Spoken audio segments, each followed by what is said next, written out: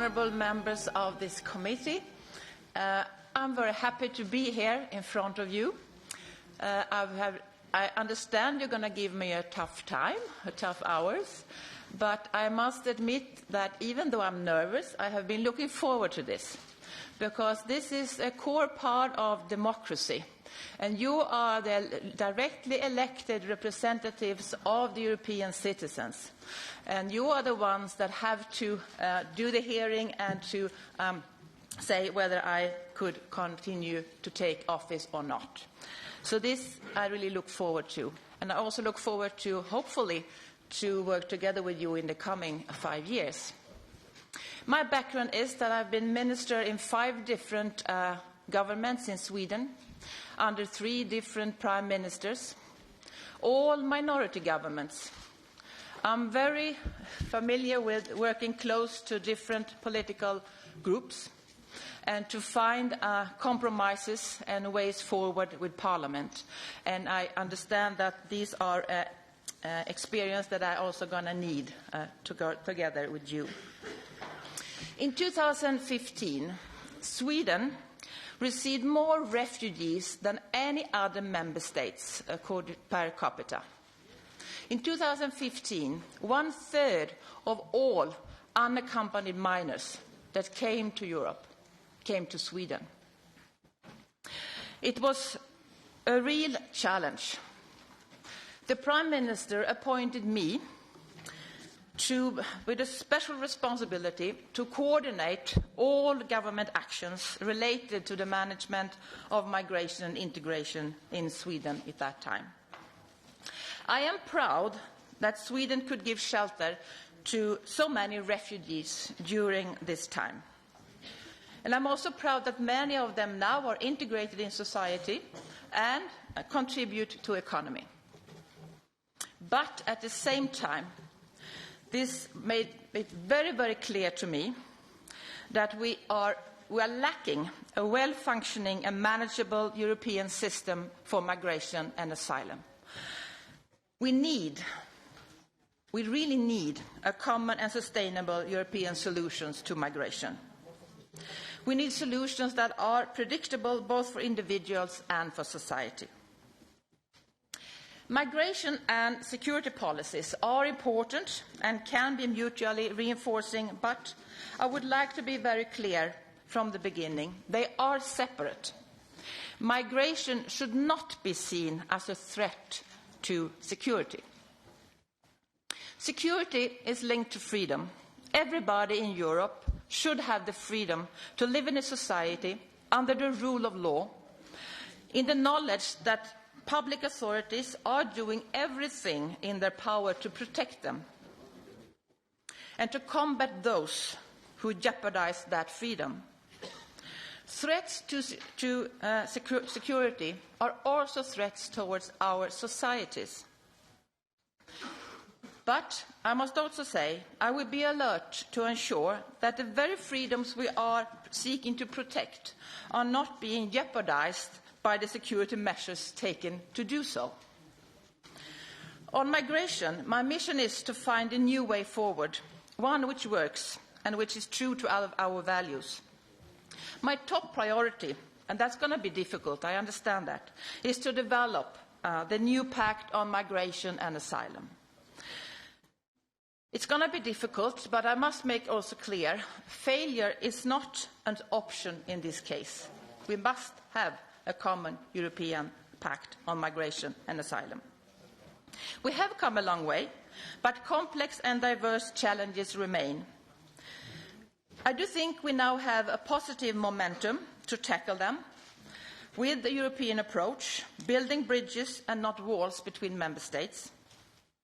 Migration and security feature highly in the political guidelines because we must give citizens a response to the issues they care most about. And both migration and security are on top 3 of the European citizens. Migration and security touch upon many policies inside and outside the EU. Coherence and coordination are key. Effectively and predictably managing migration protecting external borders and ensuring security will remain the paramount task for the Home Affairs portfolio. For this, we must find common ground. Compromise and collaboration are the cornerstones of the European way of working together. And this is how I intend to proceed. I know that you, as members of European Parliament and members of this important committee, are very skilled and experienced with this way of working. The European Union is based on values, and these must be our guiding principles. I will not only defend and speak up loudly for these values inside the European Union, but also to the rest of the world. For me, it's crucial to protect our democracies against populism and extremism and to always speak up for human rights. I'm particularly motivated to tackle the tough challenges of the Home Affairs portfolio. There is no portfolio I would rather have. This is the one I wanted. I'm grateful for the confidence that the President-elect has shown by entrusting me with this important responsibility. The threats we face today on security are constantly evolving, and we need to adapt. I will focus on filling the gaps in our approach to EU internal security and to ensure that the Union is equal to the task. My aim is to build an effective security union based on the foundations developed in the last 5 years. This means ensuring that the laws in place are effectively implemented. It means closing remaining gaps in our security framework. Organised crime, drugs, human trafficking, child sex abuse and exploitation are all major priorities for me. Too often, the most vulnerable members of our society are the victims of those crimes. I firmly believe that society has to protect them, and I will be their strongest advocate. I will work tirelessly to close down the space for terrorists to plan, finance and carry out their attacks. Fighting all forms of radicalisation is also on top of my agenda. I would like to praise the report of the Terror Committee. Its recommendations will guide me in my work. Key to having an impact is better law enforcement cooperation, all the more so with the quick development of new security threats. We need to foster this cooperation, with Europol playing a vital role in this aspect. I'm committed to a solid and evidence-based approach to policy making in the areas covered by my portfolio. My aim is to apply the principles of better regulations to the preparation of future proposals in my portfolio.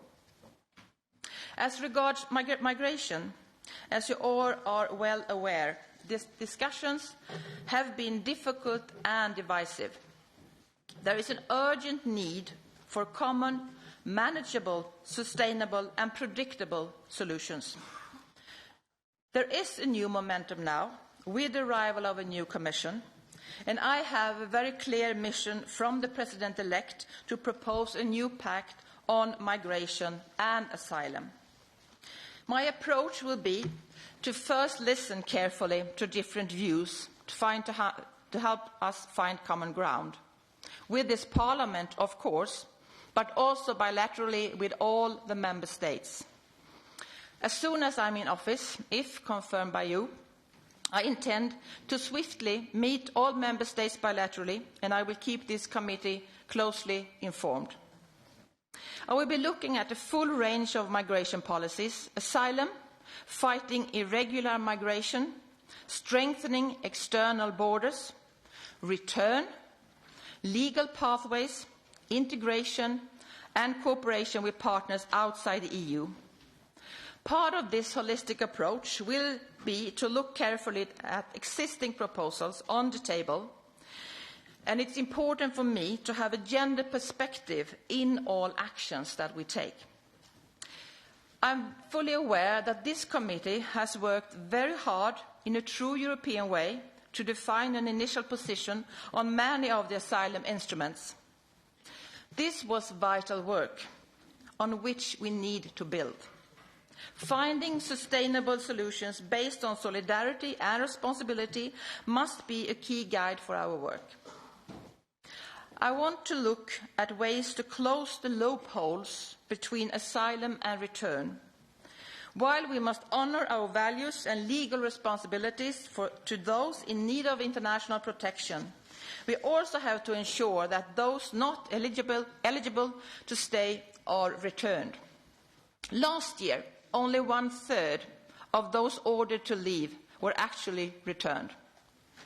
I think that a credible and sustainable asylum system needs a functioning and humane return policy, fully respecting the non-refoulement principle of international law.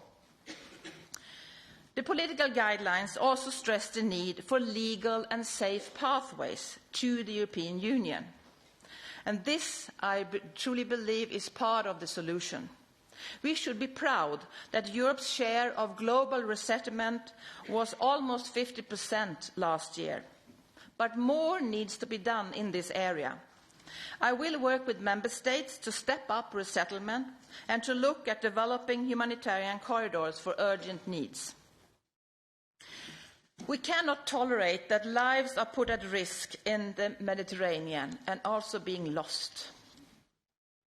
A crucial element of the new Pact on Migration and Asylum will be a more sustainable, reliable and permanent approach to search and rescue. I have a clear mission to replace ad hoc solutions. Saving lives at sea is our moral duty. This is linked to stepping up the fight against smugglers and traffickers. We need to do more to break up the cruel business model of smugglers and the criminal networks behind. Finally, I would like to underline the risk faced today to one of the key achievements of European integration, the Schengen area. The swift return to a fully functioning Schengen area without internal border controls will be a key objective for me. The more successful our new pact on migration and asylum, the stronger our external borders through the National Border Coast Guard, assisted by Frontex, and the more effective our work against smuggling, the more trust there will be in the Schengen area. And this, hopefully, will also pave the way for further enlargement of Schengen. My goal is a migration and security policy that works for our citizens, that is balanced and fair, and above all, grounded in our values. I'm fully aware that this is a difficult portfolio. This is what people have been telling me these 3 weeks since I was presented as the candidate, the commissioner designate. But we must come forward in this area. There is no way we can't do it. So this will be my top priority, and I will need your help, your expertise, and your experience in this area to come forward. So it's a great honor if I'm approved to take office on these responsibilities, and I look forward to do the work together with you. Thank you.